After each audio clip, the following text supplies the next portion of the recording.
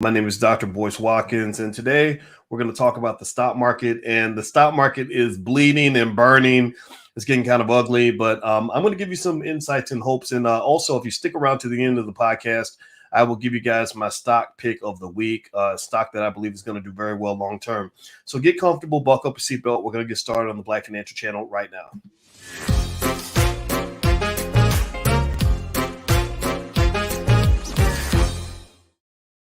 Hey, what's going on, guys? Welcome to the Black Financial Channel. That's theblackfinancialchannel.com. My name is Dr. Boyce Watkins. I'm your friendly neighborhood finance professor. On the Black Financial Channel, we talk about Black wealth and Black economics every day, sometimes as much as 10 times a day under one condition. The condition is that we are Black first. Black first means we put our community at the top of our priority list. The B1 nation means that we are going to educate our kids. It means we break generational curses. It means we build wealth. We teach wealth. We learn wealth. We become obsessed with ownership and power. We understand that Black wealth is Black power. So if you agree with that philosophy, everybody type B1 in the chat, either B1 or type Black wealth in the chat. Let's talk Black wealth, because let me explain something to you about the stock market. Right now, you are in the middle of what can only be described as just a bloody investing session right now. I mean, you are just in the middle of an economic mess. There's no two ways about it. There's no way to kind of sweet talk it. I'm not going to sugarcoat it. I'm not going to make it sound better than it is. It is a mess. It's ugly. It's very ugly. I mean, if you're worried about even more market crashes and declines and everything else, yeah, that is a concern. If you're worried about some sort of deep economic recession that could become something worse, yeah, that's a possibility. All these things are happening right now. This is a messy market.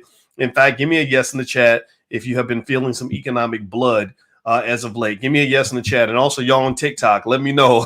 Yeah, give me a yes in the chat if you're just sick and tired of watching your stocks go down every day, and it's a pain in the butt, and it's very hurtful, and it's driving you crazy, and it's stressing you out, and it's making you nuts, and you don't know what to do. Give me a yes in the chat if it's bothering you. All right. And by the way, I'm on TikTok. And so my TikTok is Boyce Watkins. Just look me up on TikTok. Feel free to follow me there. So that's the bad news. That's the reality. Right? We're going to start with the reality. The reality is that the market is going down. Today, the market went down another 600 points. And that's after it went down a few hundred points yesterday and a few hundred points a day before that. So each day is down. It's hard to watch this. It's not fun. It's not fun. But here's the good news. Here's the other side of that story that I really want you to understand. Times like this is when wealth is made. Wealth is not made during times of prosperity. That's when people already have wealth and the rich get richer, and then poor people come along toward the end of the end of everything, and then they lose money because you're coming in after everyone's already made their money. It's like trying to move to a neighborhood that's already been gentrified. No, you don't move to a gentrified neighborhood after it's been gentrified. You move there before it gets gentrified so that you can ride the wave of wealth that occurs when property values accelerate. You don't come and buy the expensive property. You sell the expensive property. You buy the cheap property. Buy low, sell high. That's a fundamental rule of wealth. Do you understand what I'm saying? Give me a yes if you understand what I'm saying. So basically with this market, you're really seeing what is a tremendous buying opportunity. You're really seeing an opportunity for you to come in here and buy some great companies at a really good cost that are going to make you and your family very wealthy and make your family a lot of money over the next several years. Extremely important to understand. In fact, stick around to the end of the podcast. I'll give you a stock that I really like right now that I really am completely convinced is going to do well. If it doesn't do well, then believe me, I'm in there with you. I'm in the boat with you. If the boat sinks, I'm in the boat with you. So I'll talk to you guys about that toward the end. Before I move on, I'd like to ask you, could you please do me a favor, hit the thumbs up button, thumbs up, share, subscribe. We're building independent Black media on this platform. We could really use your help. So when you subscribe, that gives us more reach. We reach 1 million of our people every week, teaching economics and financial intelligence and everything else. So hit the subscribe button. Also hit the thumbs up button if you have not done that yet. So let me give you kind of the backdrop in terms of what's going on and why it is a little bit confusing. Basically, the stock market is dropping because everyone's trying to figure out how aggressive the Federal Reserve plans to be with their battle against inflation. The battle against inflation is a lot like chemotherapy. Chemotherapy, the goal of chemotherapy is to kill the cancerous cells. The problem with chemotherapy is that there's a lot of collateral damage that occurs when you're trying to aggressively kill the cells. So when you have a late stage cancer, and my heart goes out to any of you who've ever saw somebody you love go down with cancer. My beloved grandmother, who's actually on the wall behind me, our Black Business School Panther is named Felicia after my grandmother, who's the first person to teach me about economics. Cancer sucks. And when you have late stage cancer and you have to aggressively treat the cancer, that increases the likelihood that you're going to damage the body or even kill the person. So the Federal Reserve Chairman Jay Powell right now, really to some extent, some would say that it's due to his own mistakes in the past, is now fighting a late stage economic cancer called inflation. So in order to fight this late stage cancer, he is hiking interest rates. That's how you fight inflation. You keep hiking interest rates because you're really slowing down the economy. When the economy moves slower, prices go down. When there's a lot of unemployment, wages go down. That reduces inflation. When the economy slows down, prices of goods go down, right? So ultimately, Jay Powell is trying to fight this late stage economic cancer with highly aggressive economic chemotherapy. And what people are worried about now is that because he's so determined to fight the late stage economic cancer called inflation, that he might actually kill the body. You had a roaring economy. Your economy for the last decade has been out of this world.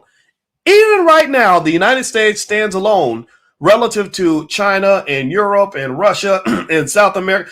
The United States stands alone right now in terms of having just a roaringly strong economy. It's still resilient.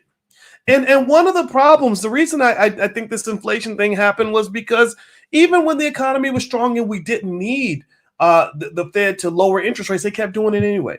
They even when we didn't need them to pump up the money supply, they kept doing it anyway. It's like when you take your baby to the doctor and the doctor says your baby's healthy and you say, well, let me give them some medicine anyway. Well, what's going to happen? Is that going to make your baby healthier? Is that going to help your baby or hurt the baby? If you're giving your baby antibiotics and the baby don't need antibiotics, well, then what does that mean? Well, that means that when the baby really gets sick and needs antibiotics, the antibiotics are not going to work. Why? Well, because you were giving him medicine when he wasn't even sick. So now that he's sick, the medicine don't work. So the Fed was giving the economy economic medicine when it did not need any medicine. The economy was doing extremely well. We were doing really well. The pandemic, we were making tons of money. Some of y'all have businesses that were doing better during the pandemic than you were doing before the pandemic. So now the chickens are coming home to roost. Now the inflation that many experts, including myself, were talking about during the pandemic, we were saying, if you keep on putting this money in the economy, you're going to have an inflation problem. You're going to have an inflation problem. You're going to have an inflation problem. Jay Powell stuck to this idea. Jay Powell, the chairman of the Fed, stuck to this idea that inflation was transitory. Transitory meaning short term, that it was going to go away. It was going to be gone. No big deal. Nothing to see here. Well, now you're seeing that they were wrong. And now that they're wrong, they're trying to play catch up. Now that little tumor or that little mole that they thought wasn't cancerous, and you kept saying, hey, there might be some cancer there. You might want to get some treatment. They're like, oh, that's not cancer. That's just a beauty mark. That's not cancer. Now it's late stage cancer. Now you need aggressive chemotherapy to go fix it.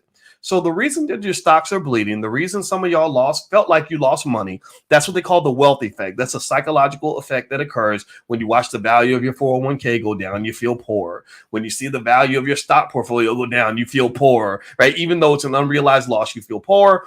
Well, the reason you're feeling that wealth effect and the sadness that comes with losing money is because the Fed has gotten super aggressive with the interest rates. Nobody knows if they're at a point where they're killing a fly with a sledgehammer. A lot of the effects of all these rate hikes are going to be felt 9-10 months in the future. So there's a lot of uncertainty out here. And when there's uncertainty, people get scared. In addition to that, because they're hiking up interest rates, the value of really safe alternative investments like money market funds, those rates have gone up. So if you don't like any of this, if this scares you, it's okay to evacuate the building a little bit, because now instead of getting nothing, like a damn near 0% return on a money market, you can actually get 3 or 4%, right? So some people are moving their money away from stocks because of that, and that's not completely done. That's probably going to continue to push prices down further. So don't think that this is over. The pain, I believe it's going to end. I believe at some point the market will catch back up to where it was before it started to decline, and it's going to go beyond that point. Just be clear. It may take 5 years for that to happen. That's not out of the question. This is not something where it's like, well, any day now. No, you might be waiting for quite a while. All right. And this is where the real investors show up and the fake investors exit the building. So if you're a fake investor, you might as well go. But if you're a real investor, type the word real in the chat. If you are a real investor, type real. If you're in it for the long haul, type real in the chat. If you're really ready for what is about to happen. If you're really ready to wait, type the word real in the chat. I want to say this because I really want you to understand what's happening so that you'll be prepared and you'll be ready. Now, do me a favor, hit the thumbs up button. Also, thumbs up, share, subscribe. Also, in the Dr. Boyce Prime program, which you're welcome to go check out at drboyceprime.com, I brought in my wife, who is a therapist, to actually help with financial therapy, to kind of help deal with financial anxiety that can occur when you're watching your money drop, or you're worried because you quit your job and now you're starting your business, things like that. She does financial therapy with the students in the Prime program. Also in the Prime program, one of the things that I do is I show them how to make money during times like this by selling stock options. One of the ways I've been weathering the storm is that literally I'm not an optimist about this market all the time, but I want to be positioned for whenever the turnaround occurs. But until that time occurs, I'm really big on selling stock options. So if you want to learn how to generate consistent income from your portfolio by selling stock options, that's one thing that we do in the Prime program. So drboyceprime.com is where you can go. You feel free to go take a look. Okay, so let me just hit you with a couple more points, and then I'll give you my stock pick of the week. So generally speaking, what they're waiting for is they're waiting for something to break. A lot of people believe that Jay Powell's going to just keep hammering away. Jay Powell, the chairman of the Fed, is going to keep hammering away at the market until something breaks. When it breaks, that's when something may change. Some people think that when bad employment numbers come out, like the unemployment rate right now is pretty good. If some numbers come out to show that unemployment is starting to go up, then they think maybe Jay may change the direction of the ship a little bit. I don't think that's going to be the case. I think he's going to keep going. He's going to stay the course, etc. But some people are waiting on that. So some things that might drive the market higher could be perhaps a reversal in the growth rate of inflation. Inflation's going up and up and up. So if the numbers come out and they're good and everyone's like, oh, we're turning the corner on inflation, well, that's where you might see a rally. Don't get too excited, though, because you could be running into a bear market rally. A bear market rally is when you have an otherwise bad situation where you have a couple of good days, like a bad relationship where y'all gonna break up, you ain't gonna make it, but you have a couple of good days and they give you hope and make you think that maybe that he's changed for the better. He ain't changed. He's still a dog. She's still gonna get on your nerves. You need to go ahead and bounce out. So ultimately, the bear market rallies are not something to get excited about long term. However, a bear market rally could be a chance to do some economic housekeeping. That might be a time where you pull some money off the table and reallocate some funds to money markets or to real estate or something something else you want to do. Or maybe that's the time to go ahead and buy some put options. Puts protect the bottom of your portfolio. If you own puts go up in value as the market goes down. So if you believe that this market decline is going to continue, which I think it very well could, well, put options are a great way to take advantage of that, but you don't want to live off of put options, but they can actually work. Okay, so that's pretty much the big thing that's going on right now. I don't have much else to say right now. The stocks that I like now, actually, I'll give you two stocks. I mentioned one stock pick of the week. I'll give you two. One is General Mills. That's one that I think is going to do well because right now, with the economy possibly going down and us possibly heading toward recession, people are turning toward consumer staple stocks. Consumer staples like cereal and soup are things that do well even if the economy is doing badly. So General Mills is a stock that I like. Another stock that I like is NVIDIA. NVDA is the ticker symbol. NVIDIA is a longer term play, but I do believe that when the world gets back to its senses and people start losing our minds, that NVIDIA is going to be one of those high flying stocks that's going to do really well long term. Now, I want to remind everybody a couple things. One, don't forget that sometimes there are fake versions of my accounts. Like I have fake people on TikTok and fake people on Facebook, etc., that will message you. That is not me. I don't message and say inbox me or hey, call me on WhatsApp. So I just want to warn everybody about that. Also, I want to let everybody know that we are just 3 weeks away from the All Black National Convention. The All Black National Convention is the premier gathering of all of the B1 people across the world who believe in Black love. If you believe in Black love, it's the place for you. If you believe in Black power, it's the place for you. If you believe in Black wealth, that is the place for you. And the All Black National Convention attracts thousands of people from all over the globe every year. And we get together and we learn and we network and we grow and we teach and we make each other better. So if that's your thing, if you fit the description, then feel free to go to allblacknationalconvention.com, or actually, if you just go to my website, boycewatkins.com, you can actually find the passes and the tickets. I'll put my URL on the screen right there. There we go, boycewatkins.com. So feel free to go there if you'd like to join us. We're going to be in Charlotte, North Carolina, October 28th through the 30th, and I'd love to see you guys there. My wife is doing speed dating. We're going to have our spades tournament like we did last year, but also in addition to that, we're going to do a lot of learning on crypto, investing, things like that. Also, panels on politics, relationships, everything in between. So feel free to join us for the party of the year at the All Black National Conventions, boycewatkins.com. All right, guys, I'm going to get out of here. So I hope you guys have a great day. God bless you. Thank you for listening. I'll check back in with you a little bit later if anything interesting happens.